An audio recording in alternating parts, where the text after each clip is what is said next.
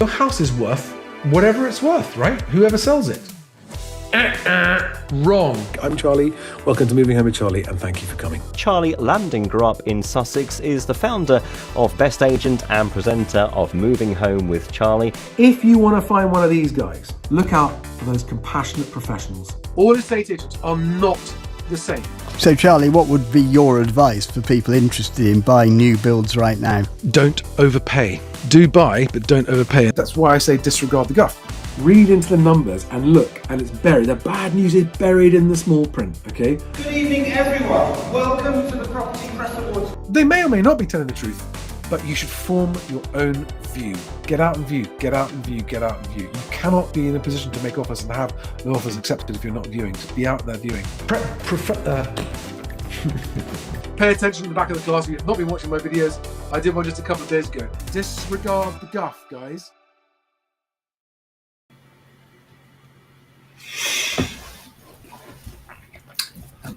Just a few days ago, I had a one-to-one video call with someone who watches this channel, found it recently, and booked a call with me because they were having difficulty selling their property.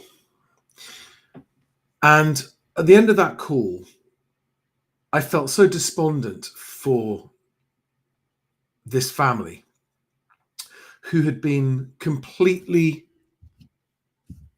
chewed up and spat out by the worst factions of the property industry, missed the market, missed an opportunity to get into a family home. And that family has had its future irreversibly affected because of the timing in this market, because of a couple of feckless agents who didn't care about anything other than winning the instruction and cared exactly zero for the outcome of that seller's needs.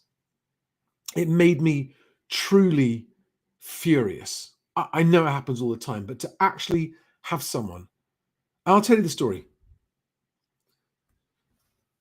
They bought a property in London. So one of them bought a property in London 12, 15 years ago. And life carried on. Then they met their partner, started a family, moved out of London and rented in the country while they had uncertain things going on, and then got to the point now where they've got children, a family, and they want to sell the property in London so that they can buy a family home in the country. And they went to who they thought was a reputable local agent as first-time sellers. And this agent advised them to put it on the market at 550,000. And they admitted to me that this was the highest of the valuations that they received, but they had no idea that any agent would lie about this because they assumed that the agents want to earn a commission from selling the property. And it just didn't occur to them at all that an agent would lie about the value of property, because they didn't understand why the agent would have any incentive to do so. And secondly, it didn't occur to them that actually flat prices in London were already coming down, although it wasn't clearly obvious anywhere, and that they were going, because they chose the wrong agent and put it on a too high price, going to miss the market. It gets worse. After some time, they gave up on this agent because they had almost no viewings. And they went to, you can imagine the only thing that makes it worse is that they went to Purple Bricks. This was before they'd found this channel. And it went on at Purple Bricks at 450,000, so £100,000 less. And the long story short is that at the end of my call, I was asked clearly for my just gut feel, whatever, objective on, because they said, we don't care what it's worth. We're happy to sell it at market value. We just want to know what the market value is. We didn't understand that going to an estate agent to sell our house would result in not selling our house. It never occurred to us. We don't understand why we had no viewings. We didn't think about it or know about it. We just picked an agent and thought they'll sell our house. And when we took the second agent on, they said, oh, it was too much money. So we took £100,000 off without a second's hesitation, because we're happy to sell it at market value. And the truth is now, given the state of the flat market in London, that in my view, I think, and they may be watching this live stream, I don't know. I was asked what I would do to sell it. And my initial reaction, the words that came out of my mouth were, having seen the listing, having seen the property, having understood the whole situation, I said, I would put it on at 325 and expect to get quite a lot of people through the door. And this is key to the point of this video, right? And you will then get probably 350, 360. And the consequence of this call was that the decisions they'd made based on assumptions of equity in the property would have been made very differently if they'd had any idea of the truth. But none of the estate agents they'd spoken to had told them the truth. And sellers who are having the struggle selling your home, especially if you're first-time sellers, this is the number one problem you've got to overcome, which is that most estate agents will look you in the eye and lie about what they can get for your house. And you must understand that first and foremost. Most estate agents, and some of them will do it very reluctantly. And in the case of this agent, the first agent that took it on at 550, this was an owner-managed independent agent. But they're up against the likes of Foxtons and Dexters, who rampantly and grossly overvalue properties and then fail to sell. Sometimes in the case of the Fulham offices of Foxtons and Dexters, they don't even sell 1 in 5 of what they list. Okay, so number one, as a seller struggling to sell your home, understand that probably all 3 of the agents you have round have lied to you about what they can get for your home. Probably. Roughly 1 in 10 agents, and in some places it's actually less than that, only 1 in 10 agents will tell you the truth, because only 1 in 10 agents has the professionalism and skill to explain to you why their valuation, I'll come on to that in a minute, what I mean by that, is lower than the other agents, and they will be able to persuade you that they're saying the truth. And I hear from some sellers who've watched this channel that they did follow my advice in the choice of agent, and they did choose an agent based on not on evaluation, but on the process and strategy of achieving the best price for a property, went on with the agent that gave the lowest price, created a market for the property, got multiple offers, and was satisfied that they had achieved market price for the property. But when you pick 3 agents at random, you're not picking them at random. You're picking the 3 agents who've paid the most for SEO, advertising and clicks and marketing and that kind of stuff. And so you end up being suckered into the funnels of the Foxtons and the Dexters and the Chancellors and the Connells and those guys all around the country, okay? That's where you end up. Now, that's point number 1, blaming what agents do wrong for the problem of the number of sellers on the market unable to sell. But now I must come on to what I had a phone call today with an estate agent who was tearing his hair out because of the attitude of, and to quote him, 9 out of 10 sellers I meet are bloody minded and stubborn about what they think their home is worth, and will not hear from someone who actually goes out and sells houses every day for a living what I think it's worth. 9 out of 10 sellers. This is in the southwest of England. And he said, I asked them why they think that. And there's never any rhyme or reason. There's never any logic to it. It's always, I know what I want for it. That's what we need to be able to move house. All of these baseless explanations for perceived values. So why are so many sellers resolutely sticking their heads in the clouds about the value for their home? Well, this is a much deeper topic and subject, and not necessarily for this video, but it is because most sellers who don't follow the economy carefully will be unaware of the triple whammy effect of rising inflation, rising interest rates, cost of living going up, and cost of renovations and refurbishments going up, that all of which have conspired to hit buyers' budgets. And that's before you even get onto the downturn in the economy and job losses and in the private sector, wage growth stalling and people being skint and people having no work and all of these things. And when sellers do sort of go, oh, let's not, what's happening in the economy? And they look at the headlines do not tell them the truth of what's happening in the economy. Even the ONS headlines do not tell the truth of what's happening in the economy. And so you've got the vast majority of sellers who have been deliberately misled by the government, by the media, by the ONS, by the portals like Rightmove, we're going to come on to that in a second, and by estate agents. And so I find it difficult to blame sellers for having these expectations when the gaslighting from government and media and portals and agents is so rampant.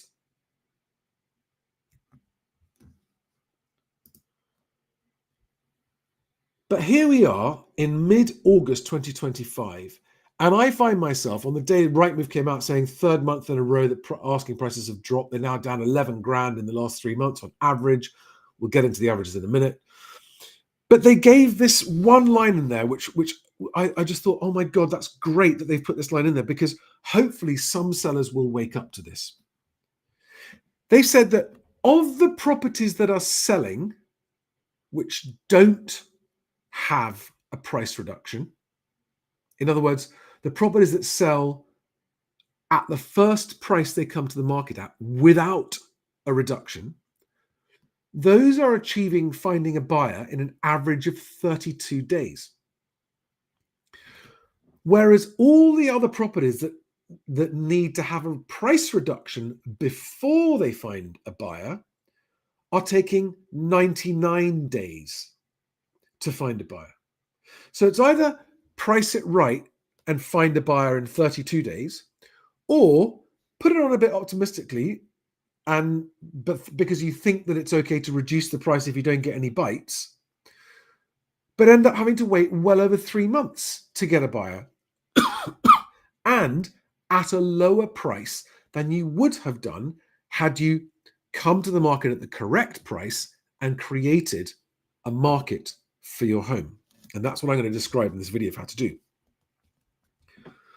Okay, so this is it's one of the most valuable pieces of data I've ever seen in the Rightmove house price index.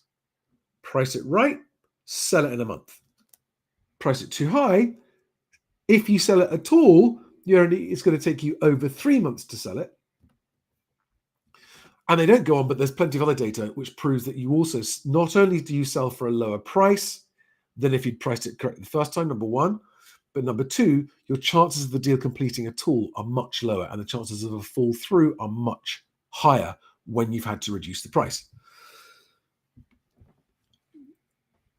That story I told you at the beginning about this family in London who wanted to sell their place so that they could move out of the rented place in the countryside and buy a family home, because the London place was not a family home.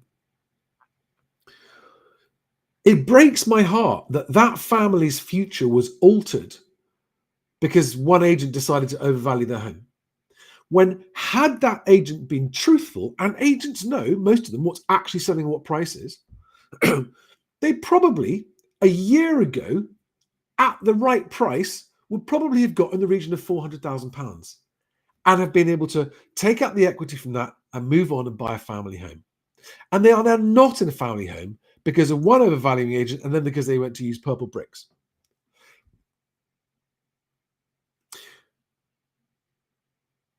I know that I'm beating my head against a brick wall with most sellers, but I'm going to try really hard to get you to change your mind about your approach. If you are worried about leaving money on the table and not selling for the best price you could, then the worst thing you can do is cling to the fairy tale that if you put it on an optimistic price, you might, if you're lucky, get just that one buyer. All of the cold, hard data proves that that is not the case, especially in a difficult falling market that we have now. And yes, before you all kick off, I know that there are places in the country where, like Northern Ireland, for prices are going crazy in Northern Ireland. I know that. Scotland, they're doing okay as well. And that there are certain first-time buyer markets in the UK that are also holding up, especially in the Northwest. But I'm not here for you guys who are like, hey, but Charlie, the market's fine. You don't need to watch this video. Please do not waste any more of your precious life watching this video if you're someone who thinks that where you are, the market is fine. That's fantastic. Good for you. I don't doubt it. But this video is for sellers, and there are hundreds of thousands of you with your home sitting on the market, not getting any offers, certainly, or barely getting any offers, and not getting any viewings. If you're watching this live and you're a seller now, and you are wondering why your house isn't selling, please pipe up in the live chat. If you are a seller watching this afterwards, when the live stream's finished and you're watching it sometime afterwards, and you have questions on this, I want you to challenge me about any of the recommendations I make that you disagree with, because I want to try and break the misconceptions that are causing so many of you to miss the market and then end up selling for a lot less than you would have had you just followed the basic rules. Now, I've got a lot of new followers recently, which is fantastic news across all platforms. And I'm not going to bore you with my CV. I'm just going to tell you that there isn't another single person in the entire estate agency industry. I've never been an estate agent, right? But I've been a supplier to them for 25 years with more experience of estate agency systems and seeing how the estate agency market and business works. And I have objectively been trying to make this work better for agents and movers for over 25 years. With great success where I've been allowed to actually implement my plan. So I know what I'm talking about. And if you disagree with any of the things that I'm saying, let me know why, so that I can perhaps change your mind and improve your chances of selling. And I'm already starting to see comments here. Paul Rivas, 3 agents have valued mine around the same figure, yet I have not sold. Okay, thank you. So proof. Now, let's now talk about the next point, which is a valuation is nothing more than a guess of what somebody might pay. Okay, so now I'll come on to this thing in a minute, but down here, in that white line at the bottom of the screen, right? No one knows your home's value. You do not know your home's value. And so many sellers say, well, I know what my home's worth. No, you don't. No, you don't. Because you don't know what a buyer might pay for it. And you might think, well, a buyer's not going to pay me enough. That's fine. You don't have to sell it. But it's not worth any more than a buyer will pay, is it? And if you're telling yourself that it is, this is your first mistake. And it's the first mistake you've got to purge yourself of. Okay? Your home is not worth any more than a buyer can and will pay for it. That is a cold, hard fact of life. It doesn't matter what you paid for it. It doesn't matter what you've spent on it. It doesn't matter what next door sold for. It doesn't matter what you've done to it. It doesn't matter how much nicer you think the view or the garage or anything about your property is, because we all suffer from optimism bias and think that our homes are nicer than they are objectively to the outside world. The market doesn't care what you paid for your home. The market doesn't care what you think your home is worth, and the market doesn't care what an agent values your home at. Okay? The only thing that matters is what buyers will actually pay for it. Nothing else matters. It doesn't matter what Zoopla says it's worth. It doesn't matter what, even if you, by the way, estate agents can't give valuations, right? A valuation must be paid for from a qualified professional. So when an agent comes around to value your house, they're not valuing it. They are trying to secure your business to sell your house. That's their job, right? That's why they overvalue.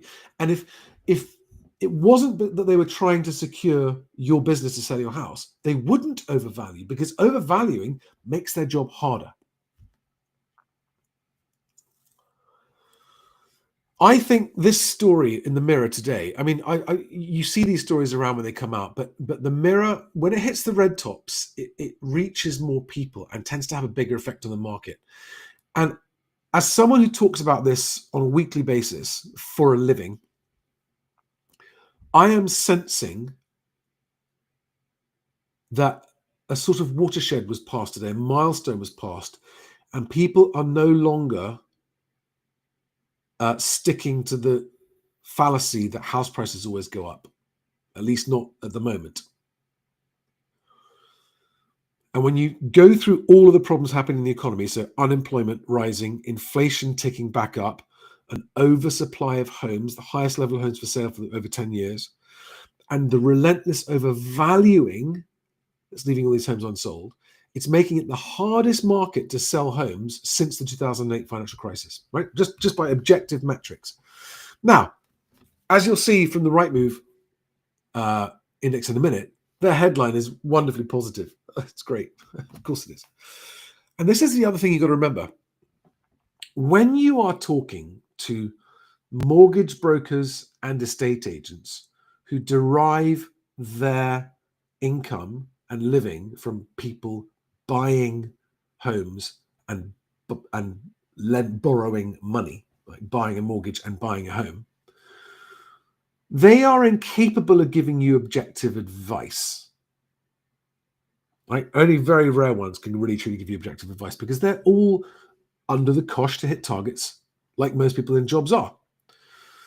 And so this is why this is why I say this, my phrase, disregard the guff. All of the stuff that comes out of the mouth of this industry, like Rightmove, it's all spin.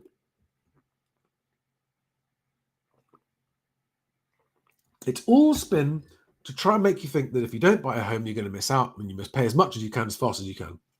And you must borrow as much as you can, pay as much you can, as fast as you can. And so many people fall for it that's why more than half of first-time buyers end up regretting their purchase. So this story in the Mirror, it was in lots of papers, but the Mirror was because of Rightmove. A new report from a property website, I like that for a change, shares that UK house prices have fallen by 1.3%, or just under £5,000 month on month in August, to stand at a total of 368,000. Now, this, first of all, the 1.3% is nonsense. The £5,000 is nonsense, and the £368,000 is nonsense, because this is based on Rightmove's index, which is based exclusively on asking prices and not sold prices, and it excludes price reductions. All right, so there we are. Today's date, hot off the press, Monday the 18th of August, 2025. We're going to run through this a little bit, and then I'm going to run through some of the mistakes that sellers are making, how to avoid them, and what to do about them. Yeah, Liam Jennings makes a very good point. It's hard when you try and explain to your friends and family that their homes are not worth what they think, and they take it as a personal attack. It's true.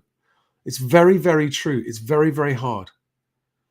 I've got a couple of messages that I've had in the last 24 hours as well that I want to share with you to help underline this point.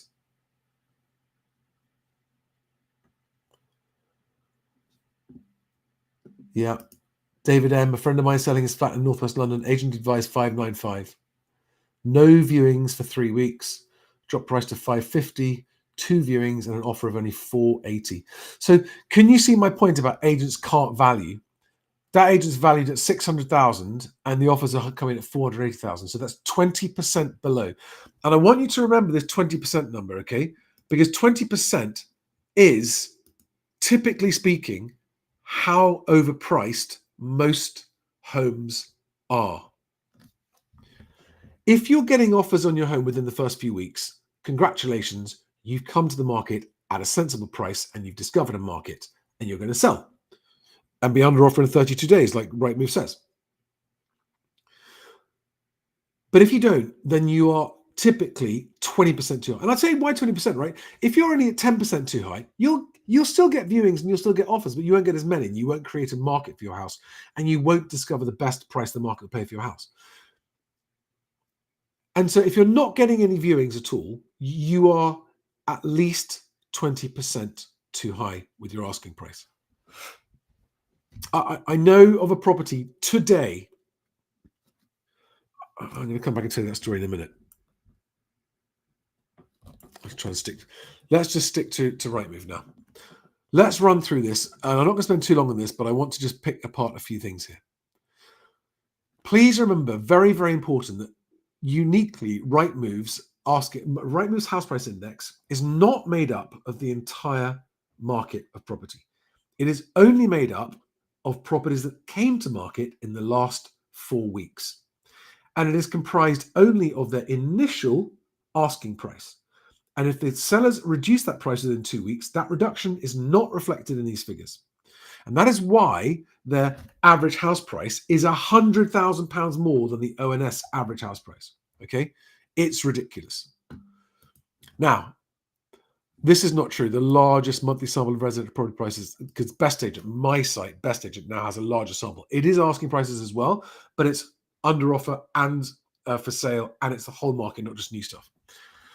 So, third monthly price fall in a row, 1.3% in the month, right? In line with the usual August drop. Now, again, they're glossing over something here. Yes, it is true that in August, asking prices typically do drop. But what the newspapers have picked up on is that actually it's not normal for there to have been a drop in July. July normally goes up and then August goes down. July not only went down, but went down by the largest amount of any July on record on Rightmove's house price index. So this is the third straight month of average asking price falls on Rightmove's asking price index. That is unusual. And the average, and again, yes, ignore averages, but we'll start with this and then break it down. The average is just under £11,000 is how much the average asking price has come down. Now, do not think that means that first-time buyer properties come down by £11,000 because they haven't. And we'll go through it in a minute. I'll break that down in a minute. But just one step at a time. So average asking prices are now 0.3% higher than at this time last year. So in other words, year on year, at initial asking price level, we are basically flat. It's barely up at all from a year ago. And remember that this is asking prices and it has nothing to do with sold prices. Okay? Now, busiest July for agreed sales since 2020 as lower prices drive more activity. Lower prices, right? This is good news. Activity improves liquidity and makes it easier to buy and sell. However, already the reports I'm getting in August from agents are that little flurry of activity in July has tailed off. So here's their headline. Savvy summer sellers drive best July for sales agreed since 2020. Well, isn't that wonderful? Doesn't that sound positive? Isn't that great? Oh, I'm a seller. But Rightmove says the market sounds great because, of course, most sellers will not go and read all the 5 or 6 or 7 pages of this, and they won't read the small print. They'll look at the headline and go, oh, best July since 2020. Darling, we've got nothing to worry about. Rightmove says that the market is the best it's been in 5 years. Rightmove said it. It must be true. Can you see what I mean here about how sellers are misled? Everything's been fine, and buyers are led. Everything's been fine. This is not contextually helpful, what they're saying. So the average price of a property coming to the market drops by 1.3%. A seasonal one. Oh, it's totally normal by 5,000. Yes, it is. That's true. And that's in line with a 10-year average following bigger than usual falls in June and July. So again, there's 2 different points here, right? August's price drop is in line with the 10-year average. Okay, fine. This is where they gloss over it. Following the bigger than usual falls in June and July, kind of makes it sound normal, but it's not. On top of the unusual falls in June and July, the August fall is now more significant because it's on top of those falls. Right. The number of homes for sale is now 10% up on this time last year. It's a two-speed market. While many sellers are pricing competitively and agreeing sales, it's not many, actually, it's the minority. Others are still pricing too high. I wish they'd break down the numbers. They don't. 34% of properties for sale are reduced in price. And since 2012, it's only been higher at this time of year once, a couple of years ago. Then they make this critical point, and this is a great illustration of how averages are really unhelpful. The overall average time to find a buyer is now 62 days, right? So 2 months, that's not too bad. No, it's not 2 months. It's going to be either 1 or 3, as they go on to say. However, it takes an average of 32 days to find a buyer if a property doesn't need a price reduction versus 99 days if it does need a price reduction. And then they have to add this in. The Bank of England's third rate cut of the year helps buyer optimism. That is absolutely baseless opinion. But printing it in Rightmove's house price index makes it feel more official. Buyers are more optimistic. You don't know that, Rightmove. You shouldn't be saying that. And affordability. It helps buyer optimism and affordability. No, because the Bank of England base rate doesn't help mortgage rates unless you're on a variable rate, existing variable rate, right? And they are pointing out that Rightmove's daily mortgage tracker shows that the 2-year fixed mortgage rate is now 4.5% compared with 5.2% this time last year. So rates are 0.7% lower than this time last year. And yet house prices haven't gone up. However, they say on a note of caution here, the closer than expected bank vote has cast some uncertainty over a fourth cut before the end of the year. I'd like to remind everyone that Rightmove last month dialed down its house price growth forecast for 2025 by half. It started the year saying it expected a 2% increase in house prices. It's now saying it's only going to be 1%. I don't think it's even going to be that. Now, here is a slightly more helpful breakdown of what's going on. Sorry, there's so many questions and things happening. I'll come back to the comments in a bit. Now, this, especially if you're new here, this is really important, and this is what the only part of Rightmove's monthly house price index that's actually worth looking at is this part, coupled with the regional change later, which I'll go into. Okay, let me just make it bigger. And let me just take the right. So ignore that top part. That's not really of any use. What's much more helpful here is it breaks down first-time buyer prices, second stepper prices, and top of the ladder prices. And what you can see here is the monthly change is for first-time buyers is only 0.5%, right? Which is about £1,000, roughly £1,000. So the average asking price of a typical first-time buyer property only dropped by about £1,000. Okay, so when you see the £5,000 headline, of course, first-time buyers who are avid readers of Rightmove's house price index go, oh, £5,000. It's not true, but it does tend to get buyers thinking, oh, let's go out and look because prices are coming down. No, only £1,000 on first-time buyer properties, and only a little bit more than that on second stepper properties, where it's about £2,000. Okay, but at the top of the ladder, 2% drop in 1 month. Again, on its own, not in the summer, that's not unusual, but added on to the other 2 months, it's significant. So prices in 1 month there have dropped £15,000. Right? Average asking prices of top of the ladder, which is 4-bedroom detached homes and larger, have dropped by 2% in a month, the average asking prices. Then there's lots of guff, and it's all guff. It's all positive guff. And if you read it, it'll make you go, oh, that doesn't sound too bad. It's quite positive. It's quite optimistic. Oh, perhaps we don't need to drop our price. But let's just get down to the other bits and bobs down here. So you can see the average asking price trend has actually come down quite significantly since May already. That's this three-month drop, which is unusual for this time of year. And there it is in a bar chart form for you. All right. That one's pretty unhelpful. But let's just get down to the regional trends. And this is, again, even when the month-to-month change is negative and it's in red on the text, they don't put red on the map. They just put light green. But the entire country there is in light green. When prices are going up, it's dark green. And this is the first time I can remember seeing Rightmove's regional price chart and not one single area of the entire country, even Scotland, is showing a monthly increase. The whole country is showing a decrease. All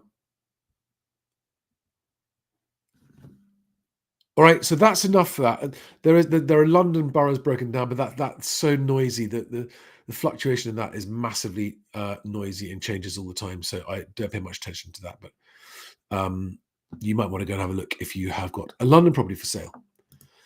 So that is Rightmove's house price index, and it is significant that it's come down. Now, what I'm hoping that nobody is in denial of or disputing, especially for a seller, is that all of these indicators are moving against sellers and making it more and more and more of a buyer's market. And the other thing that's happened is that we've actually had a lot of government stimulus. I'm just pulling up a reminder for myself of all the government stimulus. Here we are. Mortgage. So I put this post on X today. Mortgage lending rules relaxed. More loans with 6 times salary now available. Longer loans with up to 40 years now available. Rates are lower than a year ago. And government guaranteed 95% mortgages have now been made permanent. And yet, house prices are still falling. Okay, so all of that pumpy, come on, lend some more. All of that's happening, but prices are still coming down. Okay. Then you add in all the economic news. And I want people to think about what you're expecting to happen at the October budget, which is 2 months away. If selling is important, if selling is a requirement or a must-have or really important for you to move on with your life, and you haven't exchanged contracts by the budget, I think you're going to find that suddenly everything takes a turn for the worse and gets even harder. Especially that they're making noises today about the potential of a new property sales tax, which the sellers will pay. Lots more details to come on that, but that's not in this video. But everyone is expecting tax rises to happen in the autumn budget. And if tax rises happen, that means everyone's disposable income and their post-tax income and therefore affordability, their budget for mortgage repayments, will get reduced. And that will reduce buyers' budget and it will make selling even harder. Good properties always sell in if you find the market. Flats in London are having the hardest time they've had since the 2008 downturn. There's no question about that.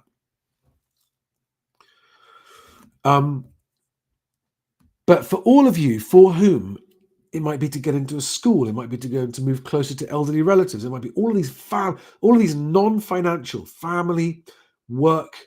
It might be because you've had a relationship breakup. It might be because you're going to relocate for a job. But if moving home is important in your life, I implore you to listen to this advice about moving home, right, when you're selling. And if you haven't already watched it, please make sure you go and watch my 10 golden rules for home sellers. I'm going to just give you the link to that in the live chat right now. And if you're watching this afterwards, just search for it. Charlie's 10 golden rules for home sellers, right? But there it is in the bottom in the live chat right now if you're watching this now. And please make sure you watch that video. Right.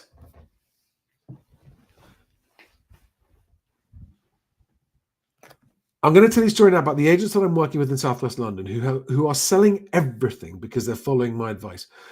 It doesn't matter what the economy is doing and what the housing market is doing.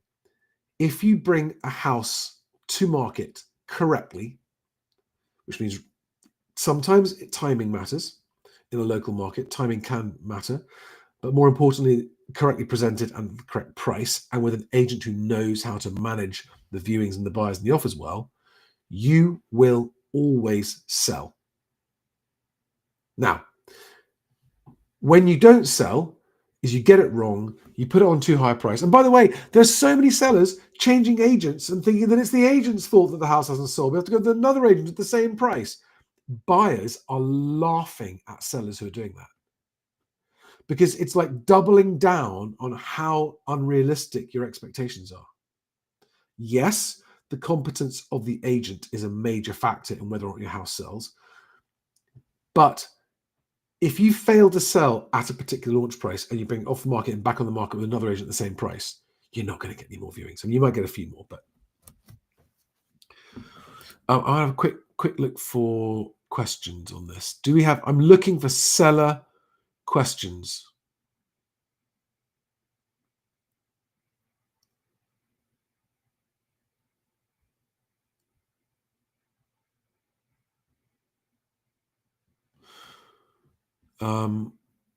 Mostly people saying they've had bad experiences. Yeah. Right, most. That's good, Alex. I haven't seen that one before. Yeah, long-term gilt interest. That's right. The gilts. I mean, mortgage rates are going to be going back up if gilt yields continue to do what they're doing at the moment. And we are going to be facing much more serious economic problems as a country and as government if these gilt yields don't stop going up.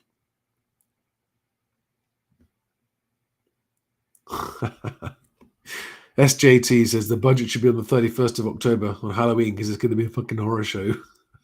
It's funny. The little ghost.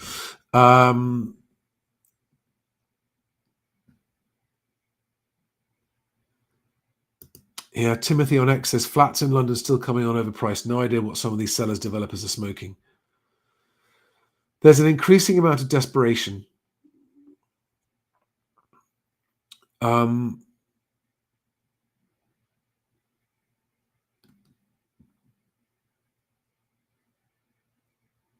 Kim Channon, I'd love to. Sorry, could you elaborate? You're a seller. You've had 26 viewings and just got offers with those who can't proceed. Can you elaborate on what you mean by that? Are you saying you're getting offers that are from buyers who aren't in a position to buy? Is that what you mean? Because that's down to not a great agent. Right. Let me tell you a story now. Just a short one,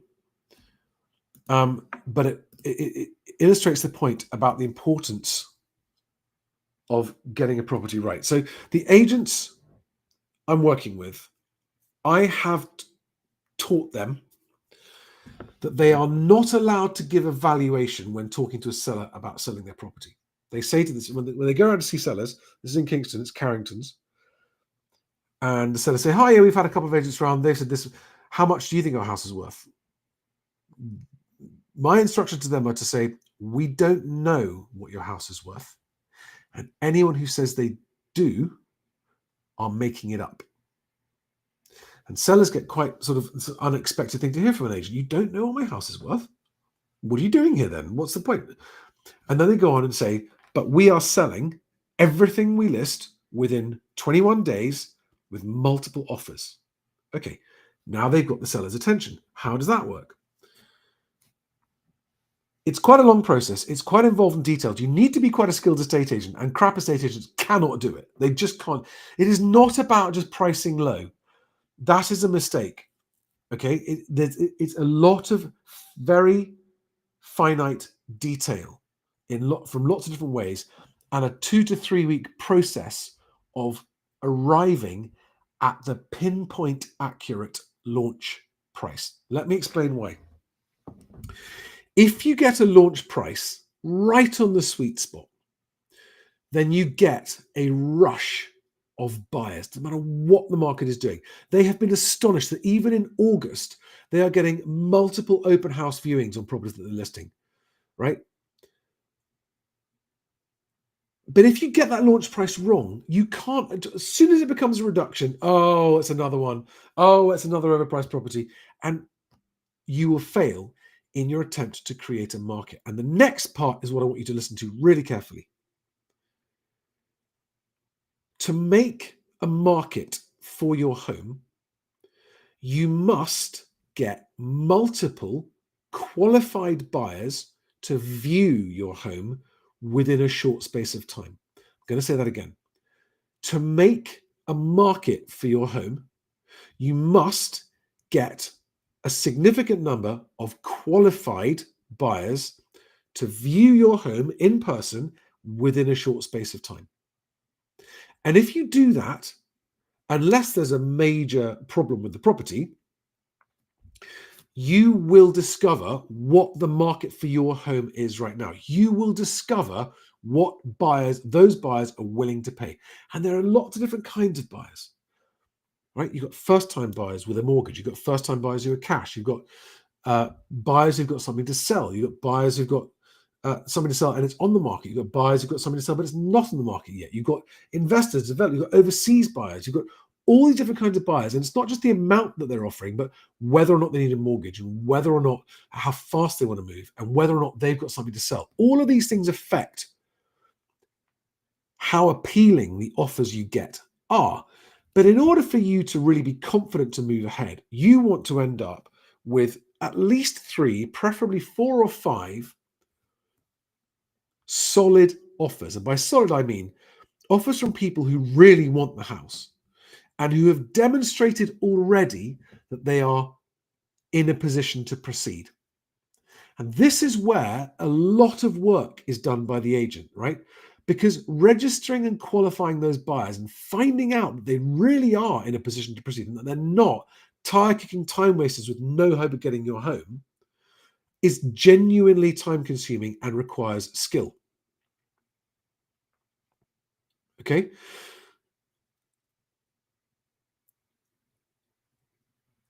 So you've got to get 3 things right. If you choose your agent right, they'll take care of the rest of this for you. But you've got to get the presentation is critical in terms of attracting a market, right? Getting viewers through the door is the goal.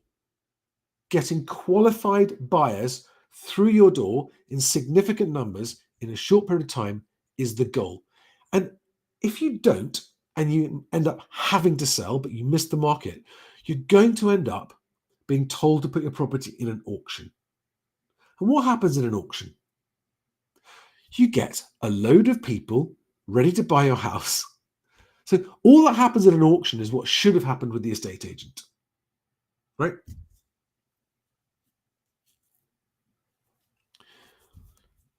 So anyone who disagrees with this, tell me why. Someone's saying, oh, estate agents know what the prices are because they've just done the sold prices. You misunderstand, right? You could have 2 identical houses right next to each other selling at the same time that will go for different prices. And if you don't know that, I'm sorry. If you don't know that and you're an agent, you're a muppet agent. You shouldn't be an agent. If you don't know that as a seller, okay, fair enough. Maybe you don't need to know that because sometimes the price a house will sell at is affected by a long list of things that you can't see from the photographs or from the online valuation. For example, the smell, the view, the neighbours, the seller's situation. Is it a probate sale? Is it a divorce? Is it upsizing? Is it downsizing? Is there financial distress? All of these things will affect the sale price of a property. So if you're selling now, I'm going to talk about the 2 different. So if you're on the market already and not selling, I will come on to what you need to do in a second. But if you're just about to sell, you're just about to come to the market and sell, do not make the mistake of coming to the market unprepared. You will not sell before the budget. And you need to.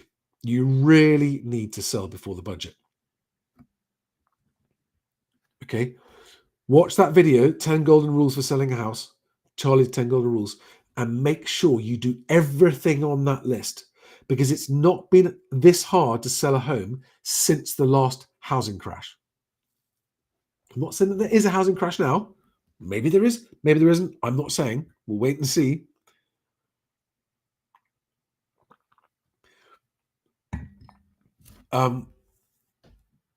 Right.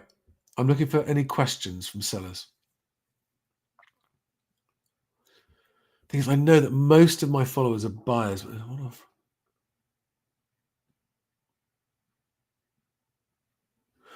So Kim Channon is the seller saying, one offer from those who've got trust fund money, but not yet have mortgage in place, and another offer from women getting divorced. Most are first-time buyers. Right, okay. The this is Mr. Panjani saying, estate agents know their sale prices. There's a 6-month lag for competitions. I'm sorry, that's just not true. If they did, why would they be listing stuff at 20% above market value? If you'd said good estate agents know their sale prices, yes, I'd agree with you. But even a good estate agent who knows what things have sold for last month, a good estate agent will say, but this month is this month. And there are things changing in politics and in the economy and in the world. And it's naive and foolish to think that because a house sold for this much last month, that buyer's now gone. That buyer's no longer in the market for that house. That buyer paid that much for that house. It doesn't mean that another buyer's going to pay the same. And if you're an estate agent and thinks that is the case, then you're not a good estate agent. The only truthful answer is that estate agents do not know what a house is going to sell for.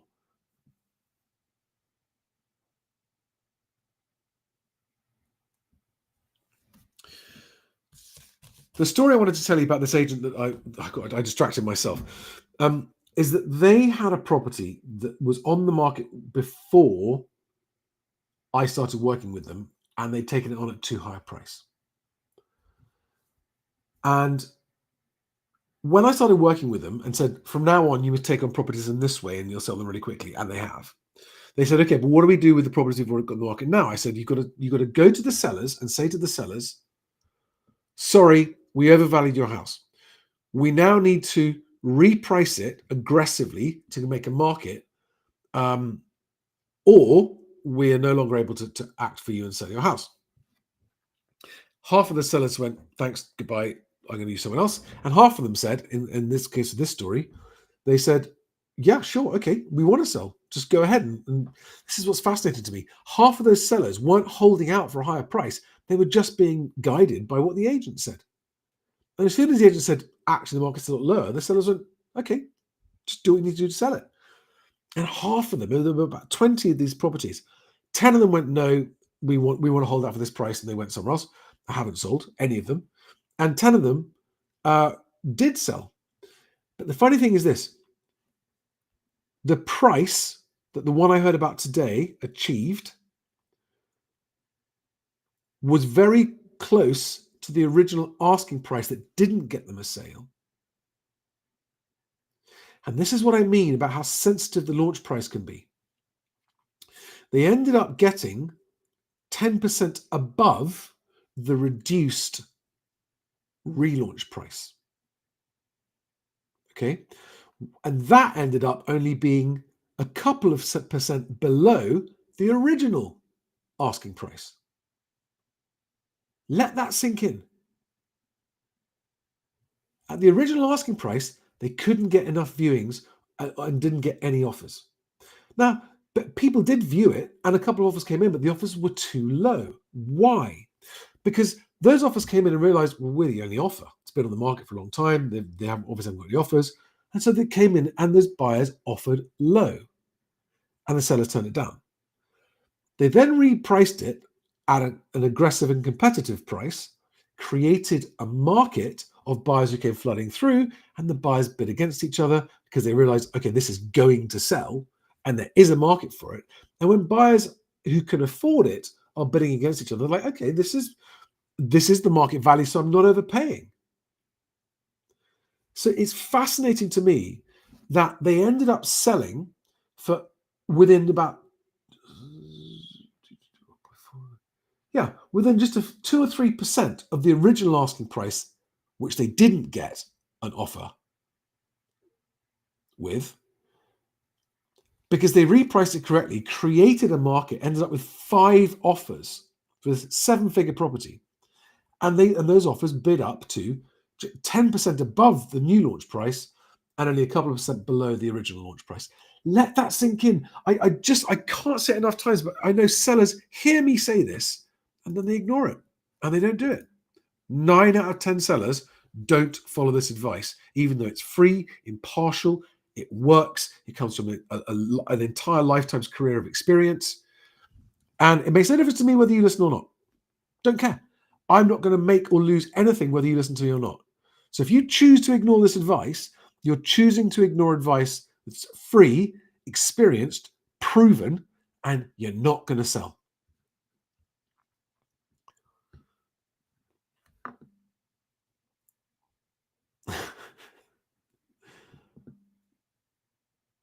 Yeah. Dr. A. Ali says many agents are woefully unqualified to do the very thing they advertise, negotiate. They have zero ability to educate delusional sellers. I agree with the first half. The second half, it's very, very difficult to educate delusional sellers. And I advise agents to walk away from delusional sellers.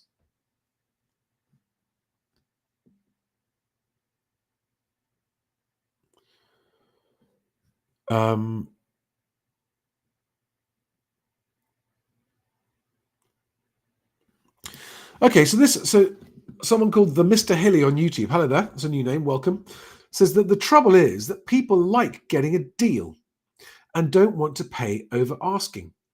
They feel they get a deal if they get 10% off an asking price. Well, that people do feel they've got a deal, but if they are believing the asking price, then they're being naive and silly and they're going to overpay anyway, right? And people may not like paying over asking, but when you bring a really nice property to market, or any property to market at a price that looks good value, you will get multiple viewings, and it doesn't matter. The people who don't want to pay over asking price will just miss out, even though it's cheap. As in the launch price, the asking price is cheap, and that's their loss. And they won't get a deal. If they want to go and offer 10% under asking on a property that's overvalued by 20%, good luck. That happens. And there are cash paying buyers out there making that mistake. Oh, we got 10% off. Yes, you got 10% off a ludicrous price. You've overpaid.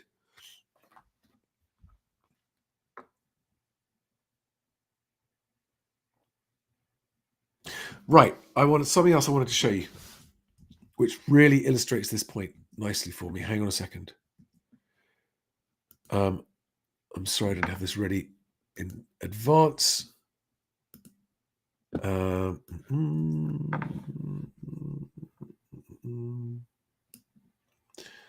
going to share this, and then the other one is this. So these are two really useful stories, comments that I've got. Right. Okay, let me share the screen because this is going to help me make the point quite well. So this morning, Bloomberg put out Rightmove story, and I got a question from someone. All right, I put out a tweet saying, sellers don't delay, cut hard, catch the market before it falls even further away. And someone asked me, what's a sensible cut? If valued at 850,000, for example, put it on for 820 or 800, or cut harder, knowing buyers will offer less than that. Right. This question is riddled with incorrect assumptions. So he's asking, what is a sensible cut in your asking price? So if it's valued at 850,000, okay, there's an assumption. The assumption is that the value is correct. It wasn't valued at 850,000. An estate agent said, we think we can get you that. Let's put it on at that. That is not valuing. That is guessing at a price. And typically, if this person is selling and hasn't had any viewings, they're on at 20% too much. Yes, 170 grand, too much. And this is the mistake sellers make, chasing the market down in small cuts. So he's saying, what, put on for 820 or 800? So 820 or 800 is a very small cut. Okay, so 820k is just 30k off the price. That's like 3% off. That's nothing. That's like salami slicing your way down and chasing the market down. And you're just not going to get any interest. Even 800, you're not. So if someone came to me and said, my house is on the market at 850,000 and I've got no viewings, what do you advise? Without knowing anything else about it, I would say I would be putting that on the market at 675.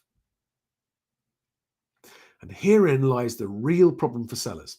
If you are a seller who believes that your house is worth 800, maybe 775, and you believe that buyers want a deal, and so they're only going to go offer 10% under, so you price it at 850 in the hope you're going to get an offer of 800 or 775, you're going to get no interest because, first of all, the agent overvalued it grossly by 20% or more. And secondly, you're not going to get enough buyers through the door to make a market. And you might be thinking, but Charlie, God, hang on a second. It was valued at 850. What do you mean 675? At 675, let's just assume that in this case, this hypothetical example is a property that would probably sell for 700, 725, that kind of thing, right? By putting on at 675, the buyers who are in the market for that kind of property, and there are always buyers for every property at the right price, okay?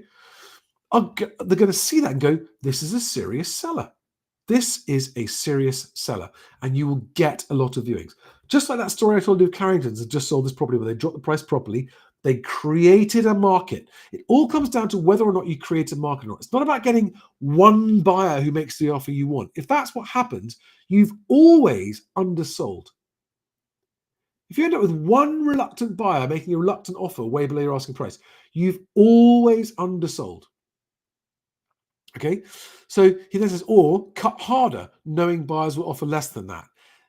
It's not true that buyers will offer less than that. As I've got countless examples, when you price it actually in the correct region, all of the buyers will bid over that price. Because the launch price the asking price doesn't mean anything other than an indicator of whether the seller is serious or not. So that's the first question. And I answered, and he said, I said, cut uncomfortably hard. The job of the asking price is nothing more than to get people through the door. Get enough people through the door and they will bid up against each other to the true market value. That is what happens. And he then said, I don't think we are in a market where you will get bidding wars unless your house is really good. Now, this is incorrect as well, because it doesn't matter what the market is. It matters what the market for that property is. And as I say again and again, whatever market, there is always a level at which you will create interest enough to make a market for a property, and you will find out what the market is. And you'll then get sellers listening to this thinking, yeah, if I was in that situation, I think I just wait for the market. Waiting for the market is what so many sellers have been doing for the last 2 years. How's that worked out for them? Really, really badly. Right, the other question I got is, this is a question from a buyer that I got on X today.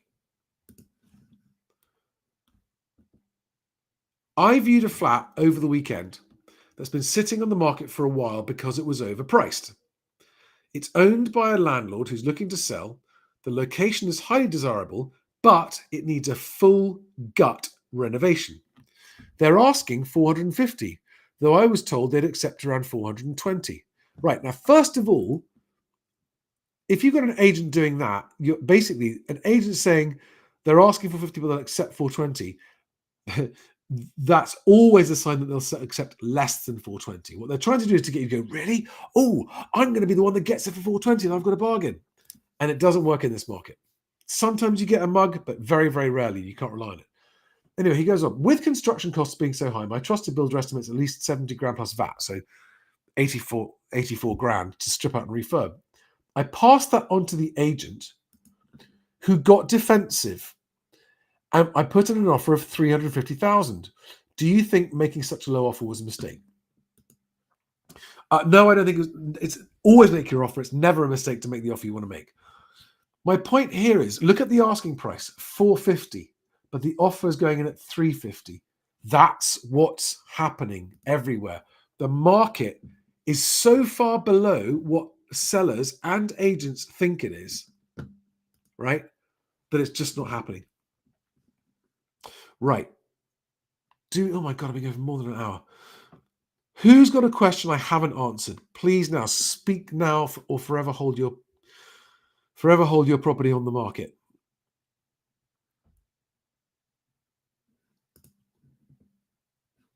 If a seller, so Clement Moraski says, if a seller lists at 550 and eventually reduces to 475, I'm probably going to assume they wouldn't consider 450 even if they ultimately would. Yeah, and a lot of buyers make that mistake because they definitely would. Because if you publish a price reduction, you're signaling that you do actually want to sell.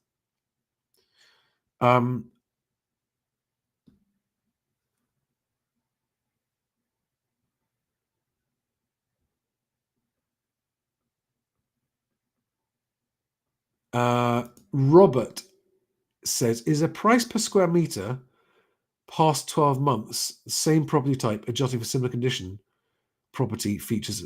Sorry, that's I can't make head or tail of what you're actually asking me there. Please, if you're going to ask me a question, can you make it so I can actually understand it? Liam asks an interesting question. Do estate agents make an effort in being realistic with asking prices? Do they explain overvaluing from corporates? The whole industry desperately needs reform. No, they don't make an effort. They would love to. So the estate agency industry is made up of several different large chunks of different kinds of agents who all have different incentives. And that's very confusing as a seller because you don't know what the different incentives are. For example, the employee of a large corporation who is paid and bonused on winning instructions has no incentive to get the asking price realistic because he gets paid for getting your house on the market, whether it sells or not. But that's just certain kinds of corporate agents. Then you've got the owner-managed independent agent, where the owner sits there and his name's above the door, his or her name's above the door, and they can't afford to list stuff that they don't sell. But if they don't match the silly overpriced valuations of the big corporates, then they don't get business. So they are forced and they are reluctantly overpricing to get the business and then having to try and get you persuaded to do a price cut. But they do want to sell your house, but sometimes they overvalue so much. And there's this weird psychological situation where a lot of good agents, honest agents, but they're not quite good enough to persuade you to come on the market at a saleable price. They don't think of themselves as dishonest, and they don't want to be dishonest, but they are compelled to tell you what you want to hear to win your business. And I've seen this happen. So they actually convince themselves that they believe the number that they're telling you, so that they can look you in the eye, hand on heart, and go, yeah, I think we can get you that price. And they find it personally very difficult to climb down from that later on. And that's why some agents get defensive about an offer. Disregard. That defensiveness and, oh, the seller's going to be offended is just guff. It's manipulative guff to try and make you offer more. Ignore it. Ignore it completely. Viewings are the lifeblood of the property market. Right? A property with no viewings is not in the market. It might be on the shelf, but it is not in the market being considered by buyers.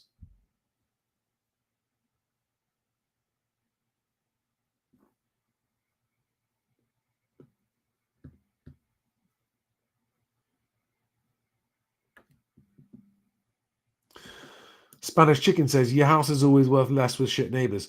That is true. And that is something that's not actually something that an automatic valuation tool is ever going to. And by the way, as sellers, if you're looking for an agent, don't ever put your details into an online instant valuation tool. Ever. That is the trap to get your phone number and contact details. Simon 2322 says, Charlie, I'm looking at a house for 620,000. How much should I offer? Regular viewers to the channel will know what I'm going to say because it's always the same. It doesn't matter how much it's on. You offer your maximum comfortable price for that property in your circumstances. No more, no less. Whatever that number is in relation to the asking price, doesn't matter. It's irrelevant.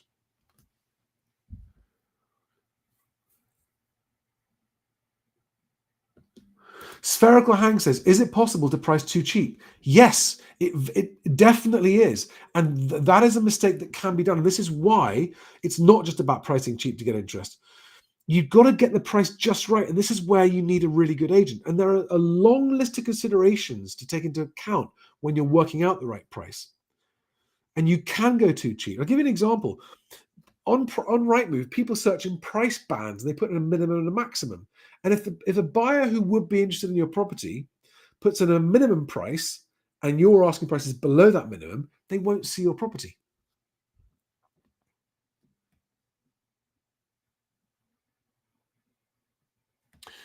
Pablo M says, okay, house been on the market for 8 weeks, listed at 900,000. Now reduced last 3 weeks at 850, but still not getting traction. Not sure the agent is fully invested.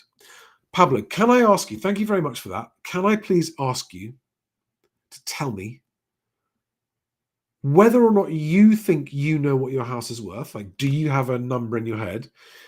And are you confident of that or not? Or are you someone who accepts that the market will determine the value of your house? Because again, if it's been on for 8 weeks with not enough traction, you are likely 20% too much. Yeah, that's £180,000 too much, maybe £200,000 too much. And I'm really sorry if that's horrible, bad news for you. So, 50 grand reduction is not, it's like, what is it? Just over, it's like 6%, 5.5% reduction. When you're overvalued, when your asking price is 20% above it's the area, the ballpark, a 5% reduction is just chasing the market down. And there are so many properties that do that. And without knowing any more details, I would be saying if you're on at 900 with no interest, you want to put it on at 700. That's the ballpark you're going to be in, and you'll probably get it above. You'll then get 725, 730, 740, maybe even 750. But to get 750, you need to price it below that and create the market, not come down to 800 and only get one buyer around who goes, well, no one else is buying it, so I'm going to only offer 700. See what I mean? Get the price right, you'll create a market, and the market will give you the best price you can possibly hope to get. Give me any more information you've got on that, Pablo. I'll be very happy to help.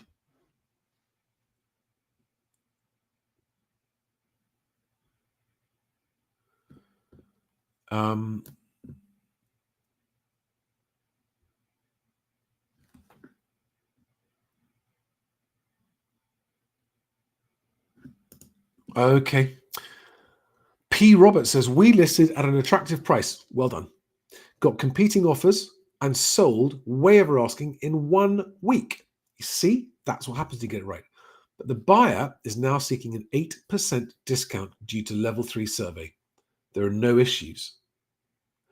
Down valuing it way below the market rate. Okay. If you got competing offers, you can go to the agent and say, can you please ring up one of the people that missed out on it and ask if they want it? And tell the agent to say to that buyer, there were multiple people offering on this. The seller's going to sell it to someone else, because assuming that what you're saying is true, that there are no issues and the buyer is just literally chancing their luck, then that kind of buyer is a disingenuous buyer. And if it was me in that situation and you got competing offers and sold it in way over asking in a week, then you did discover the market for that property. You got a market for that property, and you'll be able to sell. If there are no issues, you'll be able to sell it to a different buyer and tell that buyer to do one.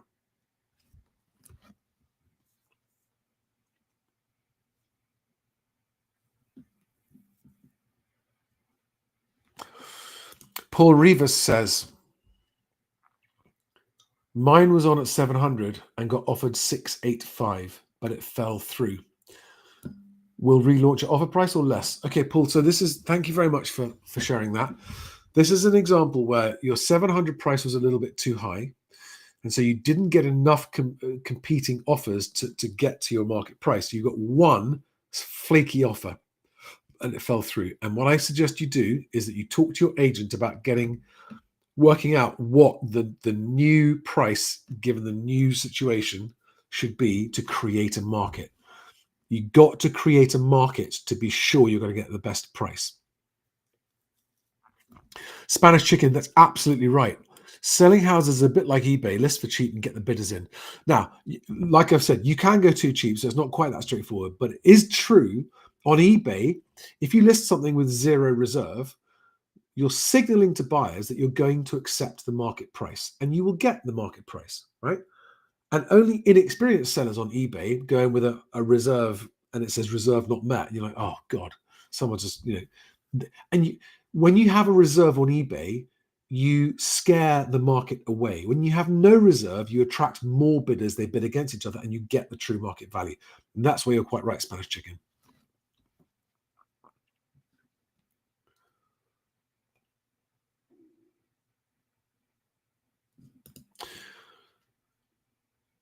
Idiota Integral says, first time buyer here. All the agents are telling us all competing buyers are in chains and not yet receiving offers.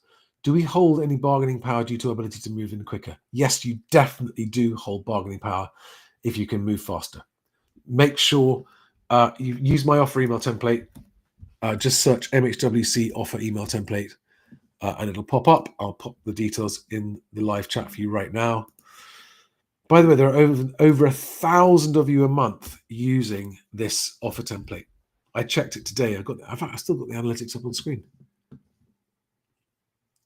Blew me away. Over 1,000 people downloading the offer email template, and about 300 of you doing the cash buyer one as well. So good to see you guys using my offer email template. Nick Jones says, how many offers do you need to know the value to accept? It's not just about the value. Remember that. It's about the proceedability of, and the buyer's situation. Do they have something to sell or not? Are they cash or not? What's their reason for buying? But ideally, you don't want less than 3 offers. Ideally, you want 3 or more offers. 4 or 5 is ideal, because then you can really pick and choose the one that's the best quality. Not necessarily the highest, but the one that's going to be able to exchange the fastest.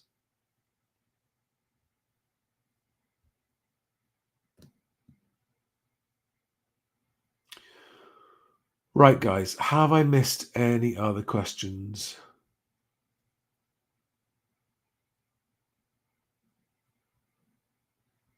Yes, I have.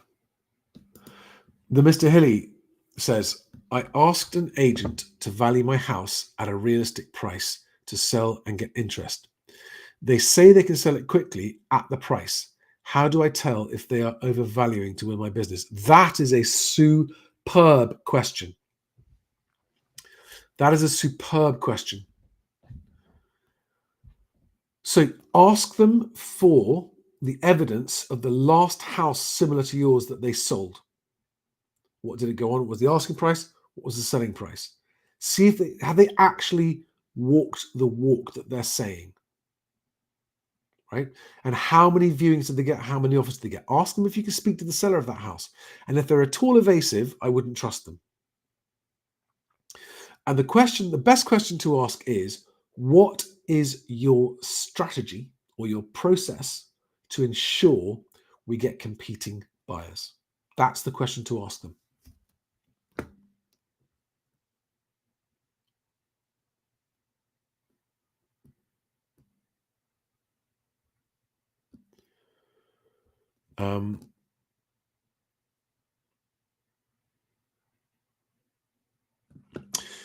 Right, guys, that's it. I'm wrapping up.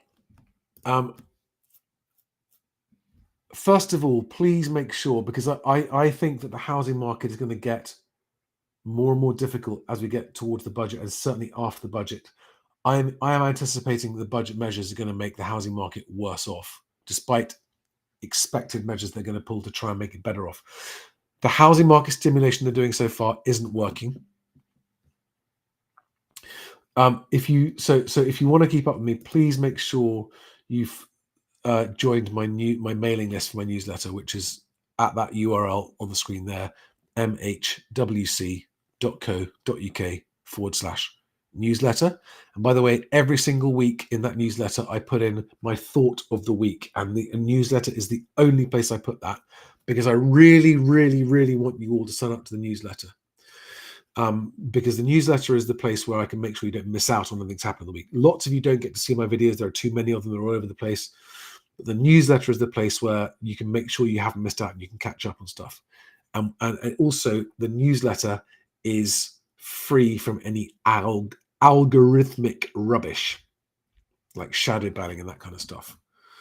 So please do follow that.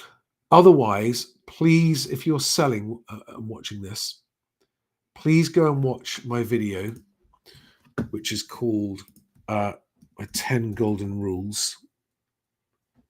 Here we are, 10 Golden Rules for Home Sellers.